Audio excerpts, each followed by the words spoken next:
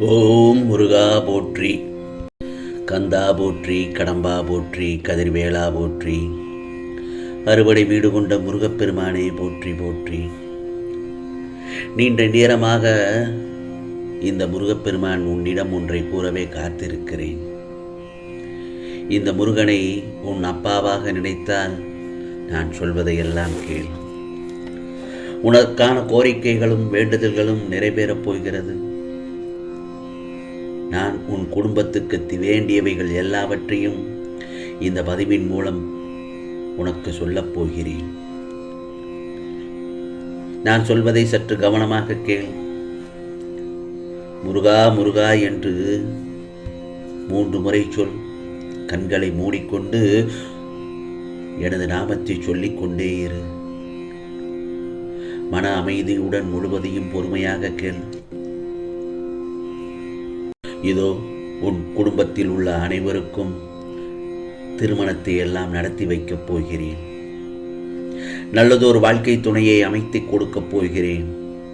நல்ல குடும்பத்தை சார்ந்தவராகவும், நல்ல வேலையில் இருப்பவர்களாகவும், நல்ல குணத்தோடு இருப்பவர்களாகவும் சேர்த்து வைக்க இந்த முருகப்பெருமானின் அருள்வாளிக்கப் போகிறேன். உனது எண்ணங்கள் எல்லாம் நிறைவேறும் நாள் நெருங்கி வந்துவிட்டது. வாழ்க்கையில் எவ்வளவு கஷ்டப்பட்டாலும் சரி, எவ்வளவு கொடுமையான சூழலில் இருந்தாலும் சரி, உனக்காக நான் இருக்கிறேன், உன்னோடு உனக்கு துணையாக இருக்கிறேன் என்று ஒருவர் சொன்னாலே போதும். நாம் பயப்பட மாட்டோம் அல்லவா? பலத்தோடு இருப்போம் அல்லவா?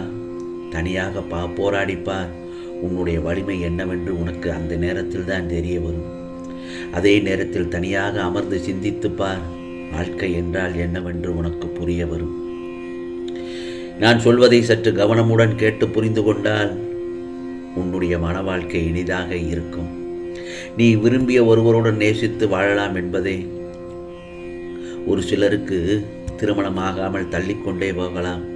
குடும்ப பிரச்சனை, பொருளாதார பிரச்சனைகள் கூட இருக்கலாம். அல்லது குட்டையாகவோ, வளர்த்தியாகவோ, ஒல்லியாகவோ, குண்டாகவோ இருக்கும் ஏதோ ஒரு காரணத்தால் சகோதர சகோதரிகளுக்கு நடக்காமல் காலதாமதமாகி கொண்டே போகலாம். இவற்றையெல்லாம் நினைத்து கவலைப்படவே கூடாது. குறிப்பிட்ட வயதில் கல்யாணமாக வேண்டியது ரொம்ப ரொம்ப முக்கியம். அதைவிட ரொம்ப முக்கியம் என்ன தெரியுமா? நம்மளை கல்யாணம் பண்ணிக்கிறவர்கள் முழுமையாக நம்மை புரிந்து கொள்ள வேண்டும். ஒருத்தரை ஒருத்தர் புரிந்து கொண்டு நடக்க வேண்டும் என்பதுதான் முக்கியமானது ஒன்று. இதெல்லாம் இருந்தால்தான் வாழ்க்கையில் நிம்மதியோடும் மகிழ்ச்சியோடும் சந்தோஷத்துடனும் வாழ முடியும். அதேபோல் சில நேரங்களில் முருகா, எனக்கு மட்டும் ஏன் இத்தனை கஷ்டங்கள், பலவித பிரச்சனைகள் சூழ்ந்து கொள்ள? சில நேரங்களில் எனக்கு தூக்கம் இல்லாமல் அழுது புலம்பிக் கொண்டிருக்கிறேனே, எத்தனை காலம்தான் இந்த துன்பமும் துயரமும், இதற்கு விடிவே இல்லையா என்று ஆதங்கத்தோடு என்னை நீ கடிந்து கொள்கிறாய். சில சமயங்களில் ஏன் தான் இருக்கோம் என்றும் யோசித்து கொண்டிருக்கிறாய். அப்படியெல்லாம் நினைக்காதே என் செல்லமே. உன் மனவேதனைகள் எல்லாம் ஒன்று சேர்ந்து உனக்கு சோர்வை தருகிறது. உன் குறைகளையோ நீ அடுத்தவர்களிடம் சொல்ல நினைக்கின்றாய். சொல்ல முடியாமலும் தவிக்கின்றாய். சில சமயம் சொல்லியும் புலம்புகிறாய். உதவிக்காக யாரும் இல்லை, புரிந்து கொள்பவரும் யாரும் இல்லை என்று ஆதங்கப்படுகிறாய். உதவிக்கும் புரிந்து கொள்வதற்கும் உன் முருகப்பெருமான் நான் இருக்கிறேனே. தாங்க முடியாத கஷ்டங்களை என் பிள்ளைகளுக்கு நான் ஒருபோதும் தருவதே கிடையாது. தன் குழந்தை நிர்கதியாய் அழும்போது எந்த தந்தையாவது மகிழ்வார்களா? உன்னோடு சேர்ந்து உன்னில் இருக்கும் நானும் அழுகிறேனே. தைரியமாக போ, எதையும் தாங்கிப்பார், வாழ்ந்து விடலாம். பணம், பொருள், பதவி, அதிகாரம் படைத்தவர்களாக இருப்பது மட்டுமே பாக்கியம் என்று நீ நினைத்து கொண்டிருக்கிறாய். ஆனால் உண்மை அது அல்ல. பாவங்கள் நீங்க பெற்றவர்களே உண்மையான அதிர்ஷ்டசாலியாவார்கள். அதுதான் மகிழ்ச்சியான நிறைவான வாழ்க்கையை தரும். எனவே நீ தெரிந்தோ தெரியாமலோ பிறருக்கு செய்த தவறை உணர்ந்து அதற்காக வருந்தி எப்போது என்னிடம் வழிபடுகிறாயோ அன்றே உன் பாவங்கள் அனைத்தும் நீங்கி நீயும் நல்லதொரு வாழ்வை பெறப்போகிறாய்.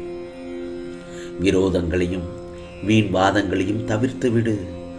உன்னால் முடிந்த நன்மையை நீ மற்றவர்களுக்கு செய்து கொண்டே இரு. நிச்சயம் அதுவே உன்னை இக்கட்டான சூழ்நிலையிலிருந்து காப்பாற்றும். தீங்குக்கு தீங்கு என்பதை தவிர்த்து விடு. பிறருடைய அவசொற்கள் உன்னை ஒருபோதும் தீங்கிழைக்காது. நெருப்பு என்றால் வாய் சுட்டு விடுமா? அவர்கள் உன்னை பற்றி புறம் பேசினால் அதற்காக கவலைப்படாதே. என் பிள்ளையாகிய உன்னை பற்றி எனக்கு நன்றாகவே தெரியும். அந்த பாவ செயல்களில் வினை விதைத்தவர்களையே தான் போய் சேரும். நீ அமைதியாக மட்டும் இரு. இதனால் நீ தாழ்ந்து போக மாட்டாய். உன் கர்ம வினைகளை அழித்து உனக்காகவே உதவி செய்வதே நான் இதை செய்யும்படிதான் உன்னிடம் கூறுகிறேன். முருகா, எனக்கு இது கிடைக்குமா என்று கேட்காதே, கிடைக்கும் என்று நம்பு. நடக்குமா என்று கேட்காதே, நடக்கும் என்று நம்பு. அந்த நம்பிக்கையே உனக்கு தேவையான அனைத்தும் கிடைக்கும்படி இந்த முருகப்பெருமான் உனக்கு அருள் பாலிப்பேன். ஆகவே நீ நீண்ட காலமாக காத்திருந்த நல்ல நேரம் வந்துவிட்டது. எப்பவும் சொல்றதை போலத்தான் இந்த முருகப்பெருமான் இப்பவும் அதையே சொல்கிறேன் என்று நினைக்காதே. உனக்கான நல்ல நேரம் வந்துவிட்டதை நீயே உணரப்போகிறாய். அதற்கான அதிர்ஷ்ட காற்று உன் பக்கம் வீசப்போகிறது. பகல் இரவுங்கிறது இரண்டுமே நேரம் மட்டும்தான். இரண்டு நேரமுமே எப்பவுமே வெளிச்சமாகத்தான் இருக்கு. ஆனால் பகலில் வெளிச்சத்தை உணர்கிற நீ இரவுகளை இருளை மட்டும்தான் பார்க்கிறாய். அழகான வானத்திலே ஒளிர்ற அந்த நட்சத்திரங்களையும் நிலாவையும் கவனித்துப்பார். எப்போதுமே அது நீ இருளையே யோசித்து கொண்டிருக்கிறதுனால தான் உன் வாழ்க்கையிலும் உனக்கு துன்பம் பெரிசாக தோணுது. அந்த இருளான இரவிலுமே ஒளி தர்ற நட்சத்திரங்களையும் கொஞ்சம் கவனித்துப்பார். அதிகமாக தெரிகிற கஷ்டத்தை மட்டுமே நீ பார்த்து கொண்டே இருந்தானால் ஒளியாக தெரிகிற நட்சத்திரங்களை நீ எப்போது பார்க்க போகிறாய்? அதை பார்க்கவும் நீ மறந்து போகிறாய். ஆகவே மனசால மறத்தும் போயிருக்கிறாய். கஷ்டத்திலும் முருகா உனக்கு ஒரு சந்தோஷம் வைத்திருக்கிறேன். எந்த ஒரு தீமைகளிலும் ஒரு நன்மை இருக்கும். கஷ்டம்னு நீ விலகி போனால் நீ ஒரு சந்தோஷத்தை இழந்துடுவேன் தான் அர்த்தம். ஆகவே உன்னுடைய கஷ்டங்களை எல்லாம் ஒரு ஓரமாக வைத்துவிட்டு உன் கையில் இருக்கிற சின்ன சின்ன மகிழ்ச்சியான தருணங்களை கொண்டாட பழகு. அழுதுகிட்டே இருந்தால் ஆனந்தத்தை எப்படி உன்னால் உணர முடியும்? சொல் பார்க்கலாம். பிரச்சனைகள் துன்பங்களில் மட்டுமே உன் மனதை செலுத்தாமல் உன் கண் முன்னாடி தெரிகின்ற சின்ன சின்ன சந்தோஷத்தையும் கொண்டாடு. சிதறி கிடக்கின்ற சந்தோஷத்தை கொண்டாட ஆரம்பித்து விட்டாய் என்றால் அதற்கப்புறமாக நிகழ்வுகள் உனக்கு தொடர்ந்து நல்லதொரு நிகழ்வுகள் நடந்து கொண்டேதான் இருக்கும். அப்பொழுதுதான் உன்னை நோக்கி நான் அனுப்பி வைக்கின்ற உதவிகளையும் வாய்ப்புகளையும் சரியாக பெற முடியும். புரிகிறதா? இன்று முதல் இந்த நல்லதாக காலை பொழுதில் உனக்கு நல்ல நேரம் ஆரம்பித்து விட்டது. உன் மகிழ்ச்சியை நிரந்தரமாக்கப் போகிறேன். உனக்கான சிறந்த வாய்ப்புக்கான நல்ல உதவிகளை அனுப்பி வைக்கப் போகிறேன். பெற்றுக்கொள் என் செல்லமே. நிச்சயமாக உனக்கானதெல்லாம் நல்லது நடக்கும். நல்லது மட்டுமே நடக்கும். அதுவும் நன்மையாகவே நடக்கும்.